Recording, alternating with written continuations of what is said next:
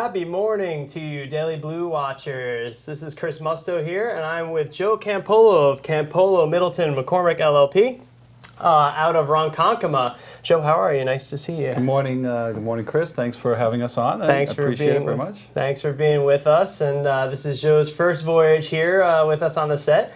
And we wanted to kind of touch base with Joe because he has a very interesting story. He runs a great law firm out in Ronkonkoma. They actually came on to really spread the message about why they're different on what they're looking to do differently. And Joe has a very interesting story. I actually worked alongside Joe in the office next to him at Serini & Associates, so we go way back ourselves. And he is absolutely phenomenal. So Joe, what actually made you get into law? Well, that's a really good question. My background has always been tilted towards public service. My family all have been in public service. When I was younger, did a lot of volunteer work all through high school. I went into the Marine Corps when I got out of high school, and it was when I was in the Marine Corps that I realized, how important law and civility really is. Right? In the Marine Corps, you're in a violent, potentially setting, and you realize that maybe 100, 150 years ago, our country used to settle disputes by people walking outside of a saloon with pistols and shooting each other, right? And you say you have to make some progress as a society. And really, lawyers, if they're doing their job right, are the last bastions of a civilized society. Although sometimes I think there's times where lawyers would rather settle disputes with pistols. And listen, sometimes disputes should be settled with pistols too, trust me, it gets very frustrating.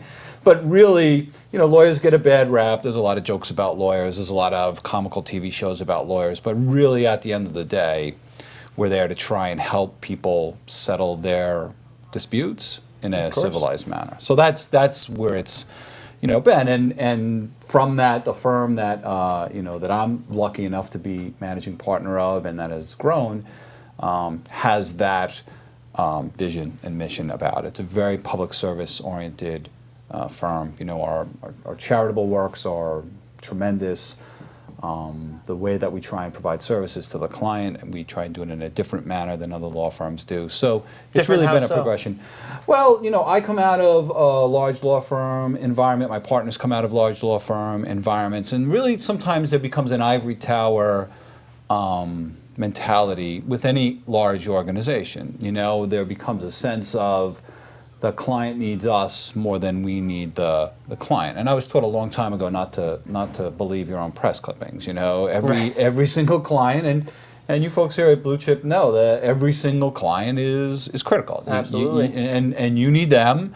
You have expertise to give them, but you could be the greatest lawyer in the world, but if you don't have a client, what does it matter? We never even like to use the term client. Everything's a partnership. Right. You need them as much as we need you, and it's vice versa. And it sounds like you guys have kind of embraced that 21st century mentality of it's not the wall of the corporation and then you are the client, and you kind of make a human connection with them. Yep, and that comes from the top. So again, as managing partner, I manage the entire staff in the entire office, and really, the tone and the tempo has to come from the top. And in large organizations, if they isolate themselves from the customers and the clients, and they just want to have internal meetings and they just want to talk about bureaucratic matters, they're out of touch big time. I'm fully entrenched and engaged with all the clients, and I impart every single day on the staff that it's all about client service. It's all about being engaged with the clients. And the culture starts at the head, and that's really a key point you bring up. That corporate culture starts at the top and trickles down. So it's big that you kind of take that philosophy and impart that on your associates as well. What is the history of the actual law firm? How did you guys actually come together? Right. So it's actually a nice little story. It's a good story. Like I said, I was at some of the larger firms here on Long Island for some years, and I had worked 15 years ago with my now partner, Pat McCormick, at another law firm. I left. I went to be in-house general counsel to a technology company when tech was booming and it was sort of a craze. When I left that job, I started what's the inception, I guess, of this firm on my own in Smithtown. It was just me and a secretary, and that was in 2006. I met my partner Scott Middleton on the alumni board at Stony Brook. We were both on the Alumni Association board. We got along really well. He had his own small practice, just him and a secretary, and we decided let's try and partner and do something together. And so Scott and I and two secretaries went into the space at Sereni's office, and it was 2,500 square feet, and we had no idea how we were ever going to fill that space. I mean, we were just like, all right, what are we going to do with all this space? And now you've outgrown it. Now 8 years later, we're in 10,000 square feet, and knock on wood, we're out of space already in the new location. So we tripled our size, and we're still out of space. But it's the growth has been because I believe we have a vision. I believe companies that have a vision grow. Okay, and everybody on our team knows the vision and shares the vision. And if they don't stay. And it's not a negative thing. I just read in Business Week that Amazon is starting to pay employees to leave.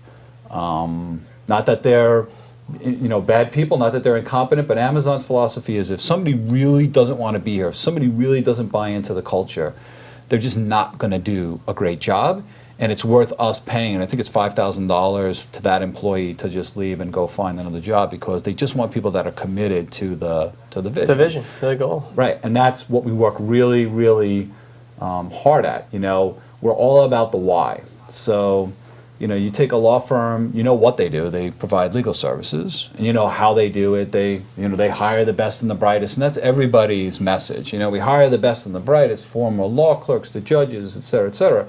But nobody ever really wants to talk about the why, why they do it. And I think what differentiates us and makes us different is why we do, what we do. And we do it because we want to make Long Island a better place for people to live and to conduct business. That's our vision. That's our absolute vision. And how many people out there, if you say to them, well, why did you become a lawyer? Are going to say, because I wanted to help make Long Island a better place for people to live and to conduct business. Right. But that really, when you peel the onion down, that's the why. And it's interesting you mentioned that. I actually watched a movie this weekend, Jobs, with Ashton Kutcher, which I was a little bit skeptical about, but the big part of Apple and the core philosophy of Steve Jobs is that he always led with the why. Why are we doing these things this way? Why are we innovating? Why are we doing, not what the product is at the end, because at the end of the day, the product that could come out could be great, but it may not be great for you. And that's really the why, is what is our vision here, and holding true to that vision. So it's very interesting you take that approach. What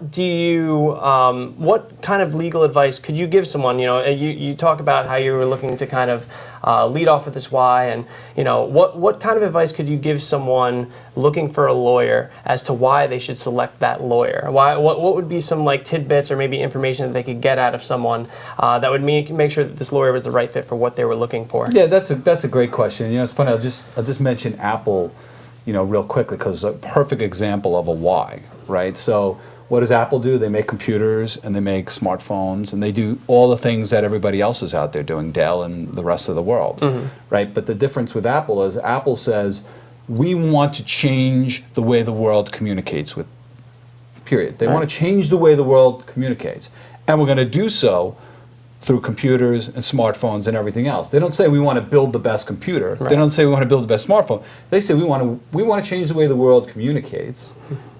And then we're going to do it through computers and smartphones and any other communication tools we can have. And that's sort of, our philosophy with regard to the legal services we provide. And so when you say, what can a client look for? Clients, especially when they're looking for a lawyer, there's a lot of stress there, and it's a stressful time. It's not, a lot of times it's a good thing. Sometimes they're buying a business, they're excited about buying a business, but that's good stress. Sometimes it's bad stress. Sometimes they're being sued, or they have divorce charges pending, or there's a divorce. So we're very mindful, and we have to be very mindful from the first minute that we meet that client, that empathy is a very big part of it. So what I would tell a prospective client right away is, if you walk into a lawyer's office for a first meeting, and that lawyer is rushed, empathetic, or making you wait, or making you feel uncomfortable, or not really trying to understand what it is that the problem is. There's two ways to listen, right, in this world. One way is to listen to understand, and another way is to listen to respond.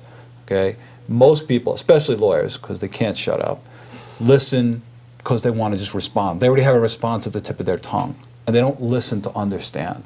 So we really have a 3-part process, that we use for our clients. Step 1 is listen to understand and to make sure that you are grasping what the issues are and what the needs are. All too often, somebody will come in and you'll think you know what they want and need, but you really don't because you haven't listened. Second part is don't, and this is the piece of advice I'd give the prospective client is, don't leave that meeting until you're sure you understand what the lawyer is going to do for you, you understand what the potential outcomes could be, you understand what the risks are, and you understand what the costs are. Okay, that's critical. Again, you're stressed, you're nervous, you're saying, lawyer, help me. This is a lawyer, they must be able to help me. We have a responsibility to make sure that meeting doesn't end until all of those factors are met, and we both have a clear understanding of what can I do for you, what's it going to cost you, right? And then the third part of that, which is my job on a daily basis, the third part of that is to make sure whatever those expectations are that we set for the client, that we seek to exceed them each and every day. We would rather underpromise and overperform all day long. We seek to exceed all of our clients' expectations on a daily basis, and I think that's critical. Absolutely, and that's the key. And being a better listener, I'm pretty sure my girlfriend would hire you to give me lessons on that. But well, Grandma always told me, we had two ears and one mouth for a reason. Right. Well, this is Joe Campolo, and he'll be hosting a show, so you can tune in to Joe's show, Long Island Legal, every Friday on the Daily Blue, and of course, you can always drop in and watch us every Friday on the Daily Blue as well. That's all our time for today. We thank you for joining us, and we see you soon. Thanks.